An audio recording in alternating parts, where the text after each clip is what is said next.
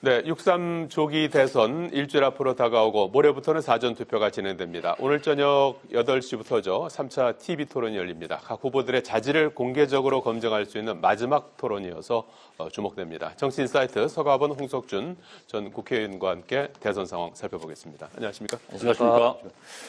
자, 오늘 마지막 TV 토론 세 번째 토론이고 네. 분야는 정치 분야입니다. 앞서 이제 경제 사회 분야에 이어서 정치 분야 토론인데 아무래도 이제 정치 양극화라든지 뭐 개헌 문제, 정치 개혁, 외교 분야 이런 부분을 놓고 이제 치열한 토론이 벌어질 것으로 예상됩니다. 특히 마지막이어서 아마 이제 후보들 입장에서는 굉장히 사활을 건 토론일 수밖에 없을 것 같고, 다만 이제 내일부터는 실시되는 여론조사는 공표할 수가 없어요. 그렇습니다. 여론조사는 할 수 있지만 공표할 수가 없습니다. 내일부터 하는 여론조사는. 그래서 이제 이러한 오늘 토론이라든지 이런 것들이 이제 어떻게 반영될지도 이제 궁금할 텐데 말이죠. 우선은 오늘 그 TV 토론 정치 분야 누가 좀 유리할까요? 아무래도 우리 이재명 후보에 대한 국민들의 믿음이 있지 않습니까? 또 신뢰도 있다고 봐야 되겠고요. 특히나 이게 윤석열 내란으로 인해서 결국은 지금 이 조기 선거를 치르고 있는 거 아닙니까? 탄핵으로 인해서 내란 세력들을 분명하게 응징하고 흩어진 이 국가를 다시 바로잡고 세워야 된다. 이런 이 절체절명의 그 과제를 안고 출범하는 이 새 정부 아니겠습니까? 예. 특히나 이 대외적으로 미국의 트럼프 대통령이 당선되면서 이게 동맹국가 자체적 본래적 의미도 지금 흔들리고 있고, 예.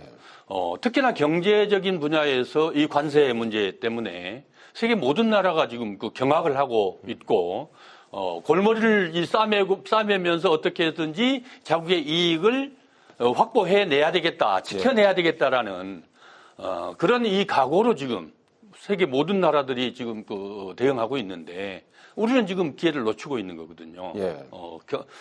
정말 기업인들이 고군분투해서 그나마 지금 지켜내고 네. 근근히 지켜내고 있는데 예. 이런 상황들을 다 총체적으로 결국 난국을 헤쳐내고 예. 추스려서 정말 다시 한번 도약할 수 있는 대한민국을 만들어내는데 틀을 세우는데 적임자가 누구겠냐. 예. 결국은 지금까지 여론조사에서도 그렇고 과정에 국민들에게 제시하는 하나하나의 공약이나 비전 자체도 훨씬 더 이재명 후보를 국민들이 신뢰하고 있다. 네. 이런 것들이 여러 가지 지표상에 나와 있고 오늘 이제 마지막 토론에서도 그런 본인의 경험과 국정 운영 경험과 또 비전을 국민들한테 낱낱이 소구력 있게 제시하게 할 것이다. 예. 그럼으로 인해서 특히나 중도층 또 지금까지 지금은 보수 또 민주당의 지평이 훨씬 더 넓어졌지 않습니까? 이게 어떻게 얘기가 되겠습니까? 그 보수 진영에 보수라는 게 뭐겠습니까? 국가 우선주의가 보수인데 윤석열 또 그전에 또 박근혜 또 이명박 지금 국민의힘의 역대 대통령들이 국가를 어떻게 쇠락시켰는지 그런 것들이 다 반면교사 삼고 특히나 이제 이번에 정점을 찍은 윤석열 대통령의 이 탄핵은 결국 우리 국민들에게 국민들이 분명하게 경쟁을 올리면서 힘을 몰아줄 거다. 이재명 후보에게 그렇게 믿고 있습니다. 예, 정치 외교 분야 국정 운영의 적임자를 이제 고르는 그런 TV 토론이 될 것이고 이재명 후보가 가장 적임자로 그렇죠. 예. 평가받을 것이다. 이렇게 이제 평을 해주셨어요. 후보들의 어떤 전략이라든지 이런 것들은 어떻게 비교할 수 있을까요? 예, TV 토론이 이제 할 때만 하더라도 이재명 후보가 민주당 대표도 오래 했고 해서 예.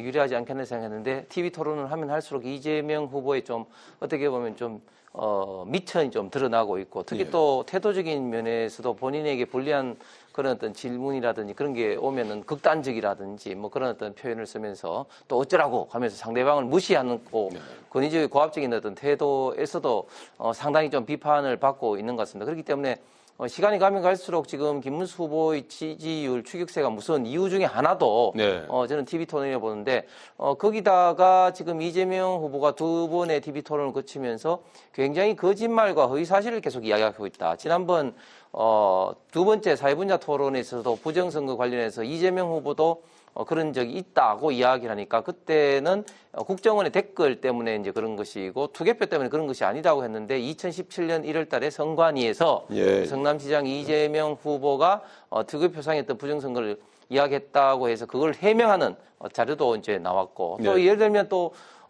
부산대 병원에서 서울대 병원으로 전원할 때 가족과 부산대 의료진들이 동의하에 했다고 했는데 당시 2023년도 이제 언론 보도 자료를 보면은 당시 이제 부산대병원 광역 그 외과 센터장 같은 경우 가족과 당에서 하도 요구를 하니까 의료진들은 반대했는데 뭐 어쩔 수 없이 뭐 그랬다 뭐 그런 걸로도 나와서 상당히 지금 거짓말과 허위사실 공표를 지금 계속하고 있다고 저는 봅니다.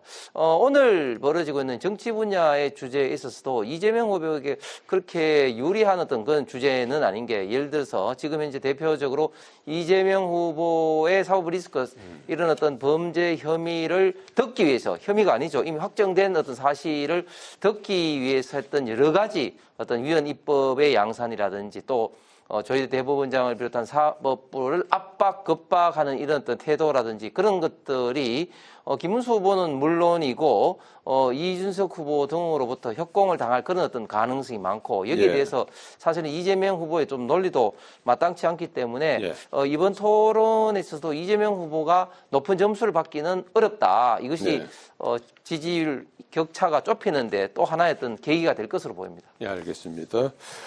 자, 오늘 밤 8시 TV 토론 한번 같이 보기로 하고요.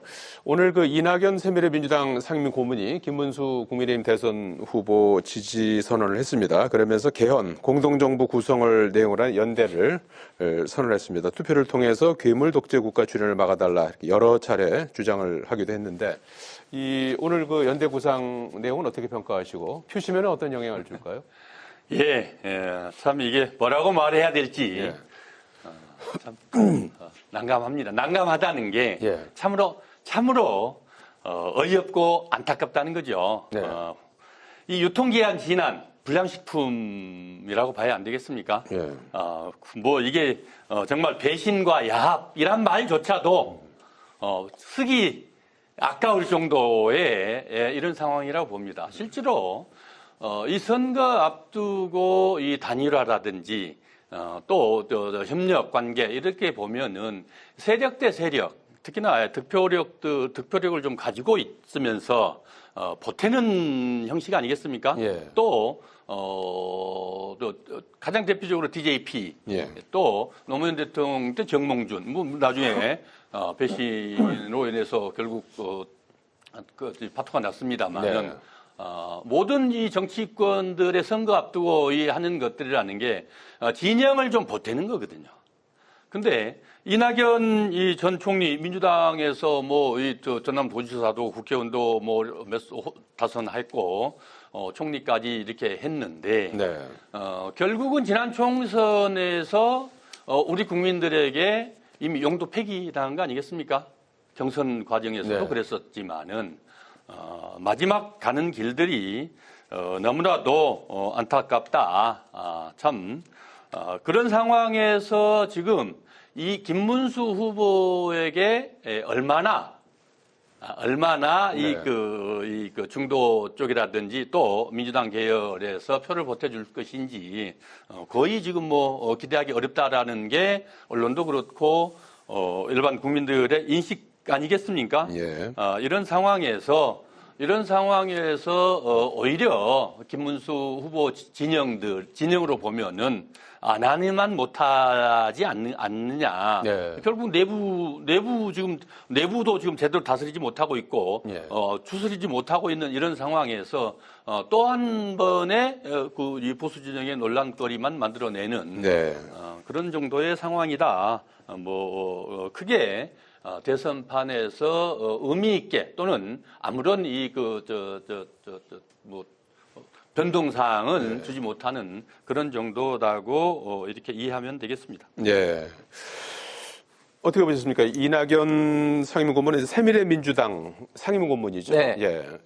지지선언, 네. 또 뭐 공동정부와 이제 개헌을 매개로 한 연대를 이제 추진한다고 하는데 표심에는 좀 영향을 줄까요? 예, 저는 표심에 일정 부분 당연히 영향을 준다고 네. 봅니다. 빅텐트가 초기에 비해서 많은 우여곡절이 있었지만 상당 부분 저는 이루어졌다고 보고 지난번 손학규 지사의 지선언 이후로 또 이낙연이라는 우리 좌파 민주 진영에서 했던 대단한 건물 아니겠습니까? 국회의원의 전남지사, 총리 그리고 민주당의 당 대표도 하셨던 정말 살아있는 진보 진영의 어떤 역사라고도 볼 수 있는데 사실 이낙연 고문 같은 경우는 계속해서 이제 이재명 후보를 좀 비판해 왔죠. 그만큼 이재명 후보의 이런 방탄 문제 때문에 민주당이 망쳐지고 있고 특히 우리 대한민국이 지금 입법부가 행정부, 특히 더 나아가서는 사법부까지도 장악하는 독재국가로 될 우려가 있다. 괴물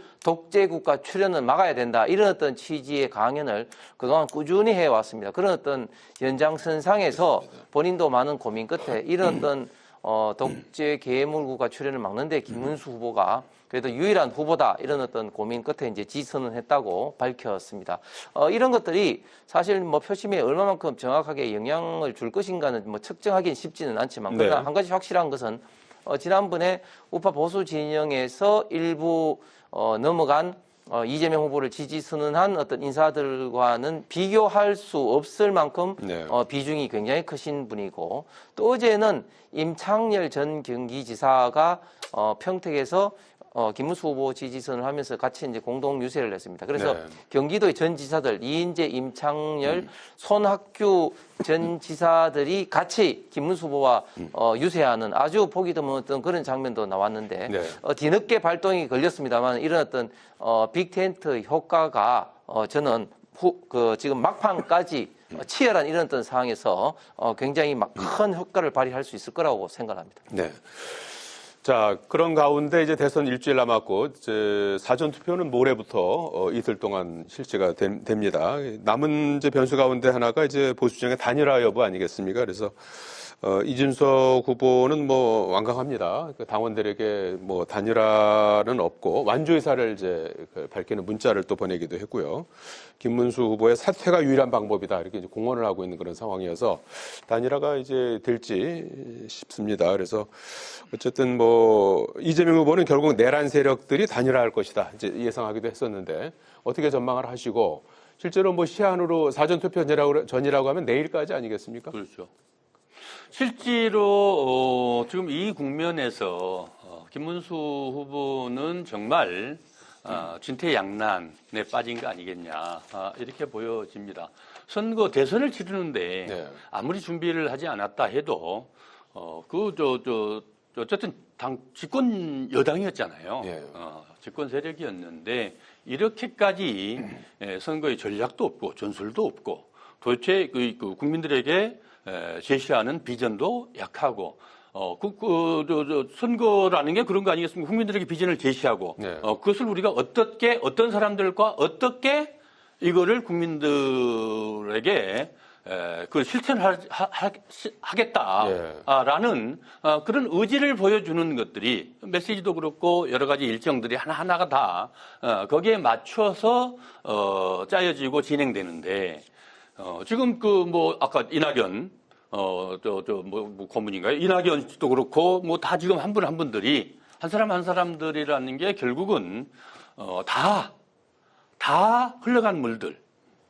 다 언제적 사람들인지 MZ 세대뿐만 아니고 예. 40대들도 잘 모르는 사람들. 예. 그리고 한결같이 계속 왔다 갔다 하던 사람들. 정치권의 낭인적 이런 분들 아니 손학규 대표 원래 저당에 있었죠. 네.